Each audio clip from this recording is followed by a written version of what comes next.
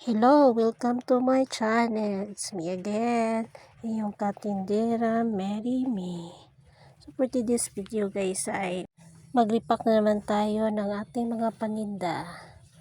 Dahil ubusan na tayo ng mga repack. Inirepack natin ngayon dyan is munggo.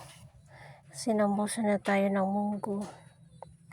Hindi naman masyadong mabili yung munggo sa akin pero kailangan pa rin tayong mag-stock kasi may maghahanap. Sa munggo, mag-stock lang ako ng 1 kilo tapos repack ko ng 1/4.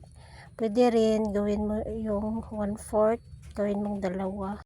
Pero sa akin, 1/4 lang. Ang gigamit natin na pang kilo is yung digital scale. Kasi numbers yung lalabas, hindi ka na mahirapan. Kung nag-repack ka ng munggo, dapat sa isang repack mo, may tubo na siya. Hindi yung 1 kilo, dyan ka pa makakuha ng tubo. Dahil 1 kilo lang ang nirepack ko, so naka-4 na balot tayo. So may tubo tayo na 20 plus sa 1 kilo. Dahil hindi naman siya madaling maubos. Hindi na masama ang 20 plus na tubo sa 1 kilo na munggo natin. Nakadepende pa rin yan sa lugar nyo at sa expenses nyo. At kung magkano ang gusto mo idagdag sa bawat pack ng munggo mo. Nakadepende rin yan sa iyo. At pagkatapos ng pag-repack natin, nilagyan na natin ng presyo dahil yung asawa ko ang minsan ang magtitinda kaya hindi na siya magtatanong sa akin dahil may presyo ng bawat isa.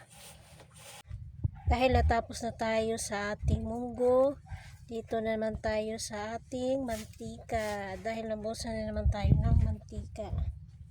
Pero hindi lang dadamihin natin pag-repack kasi maliit na ang lalagyan natin. Para hindi na tayo mahirapan pag meron dagsaan ng mga customer tapos wala na silang boting dala, diretso na lang bigay yung mantika na repack natin.